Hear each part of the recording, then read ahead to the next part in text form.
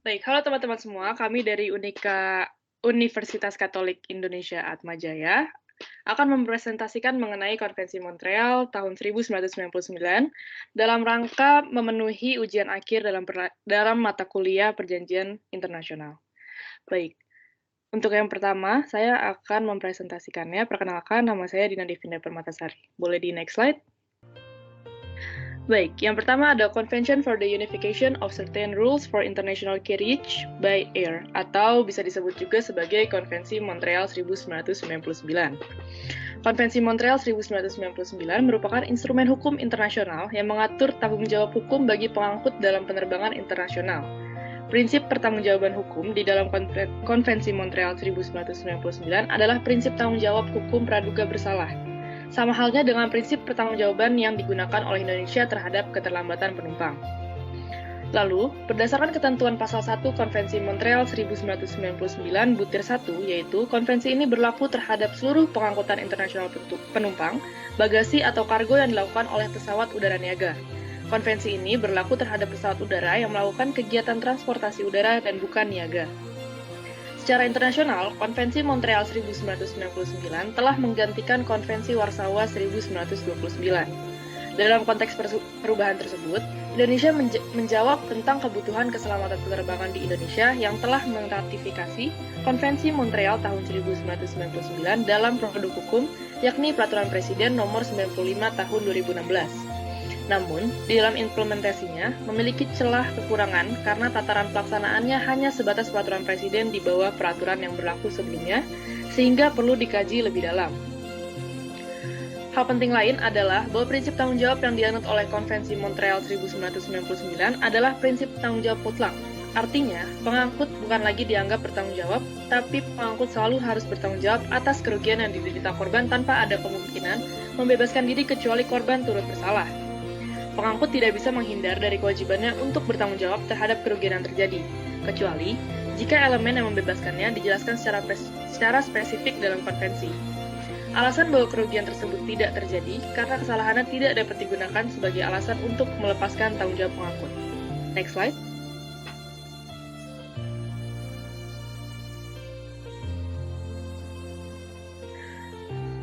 Baik, terdapat beberapa aturan penting dari Konvensi Montreal 1999 membedakannya dari Konvensi Warsawa 1929 sebagai berikut.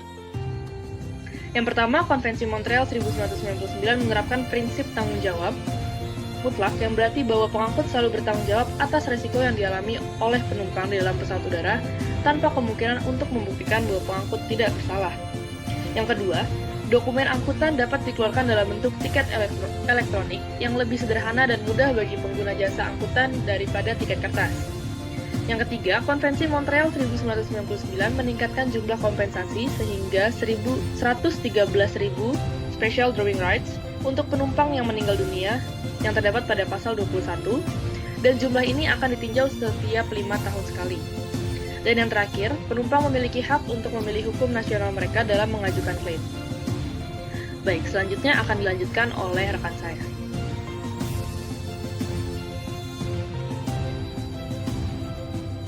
Halo, kenalin di sini aku Vika Fitrian Fikolbi. Di sini aku akan menjelaskan terkait penerapan Konvensi Montreal 1999. Jadi pada dasarnya, hukum Indonesia yaitu adalah hukum udara nasional suatu negara merupakan hasil penyesuaian dari hukum udara internasional yang berlaku dan disesuaikan dengan situasi dan kondisi di dalam negeri. Setiap negara ini memiliki wilayah udaranya ini masing-masing. Dan seluruh negara pasti memiliki hukum udara nasionalnya masing-masing. Dapat kita lihat di Undang-Undang Nomor 1 Tahun 2009 tentang penerbangan mengatur terkait tanggung jawab pengangkut dalam beberapa paragraf yang mencangkup aspek tanggung jawab terhadap penumpang, kargo barang, ganti rugi, pihak ketiga, dan pernyataan khusus. Lalu diatur juga di dalam Peraturan Menteri Perhubungan Nomor 92 Tahun 2011 sebagai peraturan pelaksanaan dari undang-undang tersebut. Oke, boleh di next.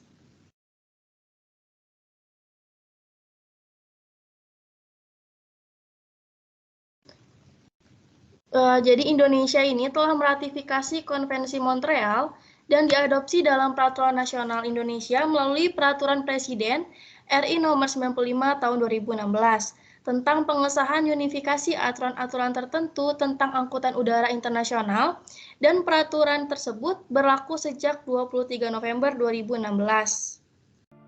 Dengan ratifikasi tersebut, maka memberikan jaminan kepastian hukum bagi penumpang, barang, bagasi, dan kargo pada angkutan udara internasional, serta memberikan perlindungan bagi maskapai penerbangan berupa adanya batasan tanggung jawab, kompensasi apabila terjadi cedera, kerugian, maupun kerusakan pada saat pengangkutan yang menggunakan penerbangan internasional.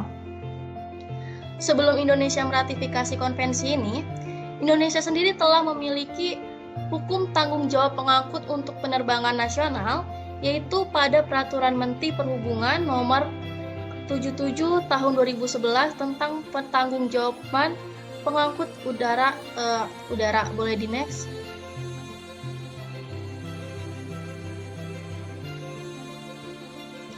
Baik, jadi penerapan dari Konvensi Montreal ini adalah penyederhanaan pertanggungjawaban bagi kargo udara dan memfasilitasi penggunaan dokumen-dokumen kargo elektronik dan memberikan kemudahan bagi pengguna jasa angkutan udara yang telah dirugikan untuk melakukan gugatan di tempat mereka tinggal atau berdomisili.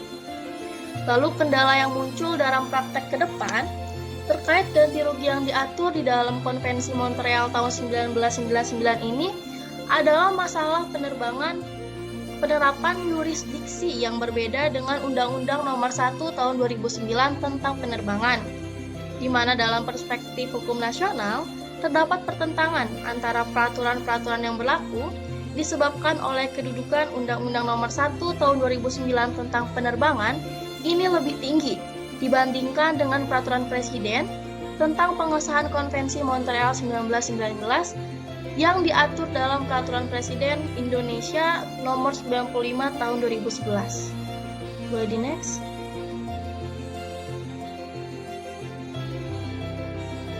Baik, berikutnya saya akan memperkenalkan, nama saya Rafdil Harisi. Saya akan menjelaskan mengenai dampak dari penerapan Convention for the Unification of Certain Rules for International Carriage, yaitu Konvensi Montreal tahun 1999. Pada dasarnya, Konvensi Montreal ini mengatur rezim hukum secara internasional mengenai tanggung jawab pengangkut terhadap pengguna jasa penerbangan yang mengalami kerugian yang ditimbulkan oleh pengangkut, baik itu pengangkutan penumpang, bagasi, dan kargo dalam penerbangan internasional dengan pesawat udara. Konvensi ini merupakan penyempurnaan terhadap beberapa aturan dalam perjanjian sebelumnya, yakni Konvensi Warsawa menjadi peraturan baru yang lebih sederhana. Dengan diberlakukannya konvensi ini, memberikan manfaat yang signifikan bagi semua pihak yang terlibat, termasuk penumpang, maskapai penerbangan, dan pengirim barang, yang dimana dengan adanya hal tersebut, memberikan konsumen perlindungan dan kompensasi yang lebih baik, serta memfasilitasi pengiriman kargo udara yang lebih cepat. Sementara maskapai penerbangan menikmati kepastian yang lebih besar mengenai peraturan yang mempengaruhi tanggung jawab mereka. Konvensi Montreal sendiri menghasilkan dua perubahan yang signifikan dari Konvensi Warsawa, yaitu mengenai rezim ganti rugi tanpa batas dan kemampuan bagi para penumpang untuk memilih hukum nasional mereka dalam mengajukan klaim. Selain itu, dalam Konvensi Montreal juga diperkenalkan dua tingkat sistem ganti rugi, yaitu tingkat pertama yang menaikkan ganti rugi hingga 100.000 special drawing right per korban terlepas dari adanya kesalahan. Kemudian tingkat kedua yang mengizinkan suatu perusahaan pengangkutan untuk menggunakan pembelaan hukum tertentu untuk klaim di atas 100.000 special drawing rights, tetapi tanpa adanya batasan terhadap ganti kerugian. Kemudian konvensi ini memberikan beberapa dampak utama bagi negara-negara yang meratifikasinya. Salah satunya, dengan melakukan ratifikasi terhadap Konvensi Montreal, maka bagi negara-negara peratifikasi konvensi ini juga akan berlaku ketentuan-ketentuan yang terdapat di dalam sistem Warsawa. Sementara itu, bagi negara-negara yang meratifikasi Konvensi Warsawa tetapi tidak meratifikasi Konvensi Montreal, maka akan timbul permasalahan dalam hal keseragaman pengaturan di bidang pengangkutan udara.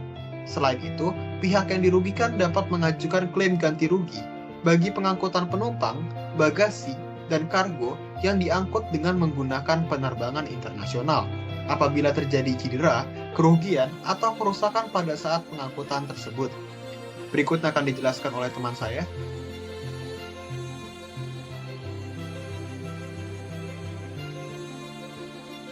Oke, kemudian perkenalkan saya Yamawa Perlindungan Zega akan menjelaskan terkait contoh-contoh dari dampak penerapan Montreal Convention 1999. Yang pertama adalah yang setelah dijelaskan sebelumnya bahwa terdapat perbedaan dalam besaran ganti rugi yang terhadap warga negara yang sudah meratifikasi konvensi ini dengan warga negara dari suatu negara yang belum meratifikasi dari konvensi ini. Contohnya adalah terkait kasus kecelakaan pesawat MH17. Dalam hal ini terdapat perbedaan dari ganti rugi yang diterima oleh masing-masing penumpang, di mana penumpang Indonesia yang pada waktu itu belum meratifikasi konvensi ini hanya menerima ganti rugi sebesar 65 US dollar. Sedangkan bagi para warga negara yang bukan warga negara Indonesia dan sudah meratifikasi konvensi ini, di negaranya masing-masing itu menerima ganti rugi sebesar 165 US dollar. Dalam hal ini terdapat perbedaan sebesar 100.000 US dollar terhadap ganti rugi yang diberikan kepada masing-masing penumpang antara yang sudah meratifikasi dengan yang belum meratifikasi. Yang mana perbedaan ganti rugi ini didasarkan pada hal-hal yang telah dijelaskan sebelumnya, yakni didasarkan pada fakta bahwa Indonesia ini tidak ikut serta dalam meratifikasi konvensi Montreal ini. Oleh karena itu, mengingat kondisi-kondisi tersebut, maka dalam hal ini Indonesia mulai mempertimbangkan untuk meratifikasi konvensi ini ke depannya. Boleh di next?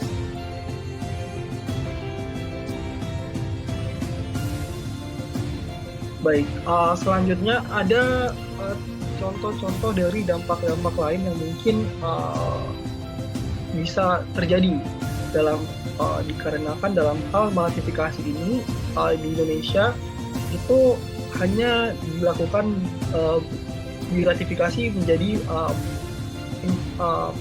peraturan, dikarenakan Indonesia dalam hal ini memiliki peraturan sebelumnya ke Undang-Undang Penerbangan, yang mana Konvensi Montreal ini hanya disahkan dalam bentuk peraturan presiden, yang mana kalau kita melihat terdapat asas lex superior derogat legis inferiori, yang artinya hukum yang lebih rendah tidak dapat bertentangan dengan hukum yang lebih tinggi. Dalam hal ini, Konvensi Montreal sebagai peraturan presiden itu memiliki kedudukan yang lebih rendah daripada undang-undang dalam hal ini, sehingga penerapannya akan penerapan terhadap konvensi ini yang bertentangan dengan undang-undang penerbangan akan terhambat dan susah untuk diterapkan dikarenakan ada pertentangan ini. Contohnya adalah salah satunya terkait permasalahan yurisdiksi dalam pengajuan gugatan. Bila kita mengacu pada pasal 33 Konvensi Montreal ini, itu bertentangan dengan pasal 176 dari Undang-Undang Penerbangan, yang mana juga sama halnya diatur pada hukum acara perdata, yakni di HIR pada pasal 118 HIR, di mana dalam hal ini Konvensi Montreal itu memberikan yurisdiksi terkait pengajuan gugatan itu berdasarkan dari domisili korban, sedangkan untuk Undang-Undang Penerbangan dan HIR itu gugatan diajukan ke yurisdiksi dari di mana gugatan tersebut ditujukan, yang dalam hal ini merupakan daerah di mana tinggal atau kedudukan dari perusahaan kargo ataupun nantinya kedudukan dari tempat penerbangan yang dimaksud.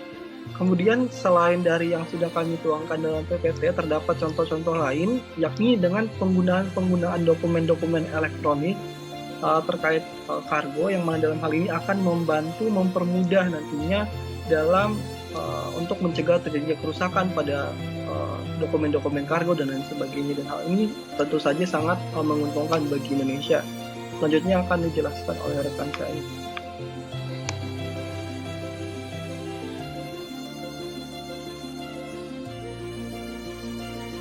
Oke, baik. Perkenalkan, nama saya Muhammad Raihan Syahirawan. Di sini saya akan membacakan terkait saran terhadap penerapan dari Konvensi Montreal. Baik, jadi mengacu pada presentasi yang tadi teman saya jelaskan yang terkait kasus di Indonesia, bahwa di sini terdapat perbedaan yang signifikan sehingga menyebabkan ketidaksetaraan ganti rugi bagi penumpang Indonesia dibandingkan dengan penumpang dari negara-negara yang telah meratifikasi Konvensi Montreal sendiri. Perbedaan ini muncul karena Indonesia belum menjadi peserta konvensi, yang mengakibatkan maskapai penerbangan mengikuti ketentuan hukum di Indonesia.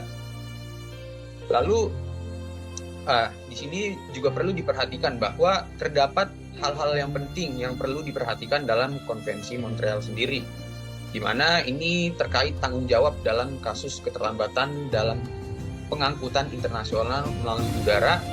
Sampai saat ini sebagai maskapai masih belum sepenuhnya mematuhi ketentuan dari Konvensi Montreal sendiri. Lalu ada juga saran untuk penerapan yang lebih efektif dari Konvensi Montreal yang melibatkan beberapa aspek. Yang pertama terkait kerjasama internasional, yaitu mendorong kerjasama antar negara yang bertujuan untuk menciptakan standar yang seragam dan memfasilitasi penyelesaian sengketa lintas batas. Upaya ini juga melibatkan penyelenggaraan pertemuan reguler atau forum guna berbagai pengalaman dan memperkuat pelaksanaan konvensi, baik secara regional maupun internasional. Lalu yang kedua ada kemitraan dengan industri penerbangan, yang dimana di sini juga mendorong kerjasama antara pemerintah, maskapai penerbangan, dan juga asosiasi industri yang fokus utamanya adalah untuk meningkatkan kesadaran dan pemahaman terkait dengan konvensi ini atau Konvensi Montreal. Lalu yang ketiga ada juga pengawasan dan penegakan hukum, yang dimana ini juga memperkuat otoritas pengawas dan penegak hukum untuk memastikan kepatuhan maskapai penerbangan terhadap ketentuan Konvensi Montreal 1999, serta memberikan sanksi yang tegas terhadap pelanggaran. Maka dari itu, dengan menerapkan langkah-langkah yang telah tadi saya sebutkan, diharapkan penerapan Konvensi Montreal dapat lebih efektif dan juga dapat memberikan perlindungan yang optimal bagi semua pihak yang terlibat dalam konvensi tersebut, dan juga mendukung terciptanya standar internasional yang tinggi dalam industri penerbangan.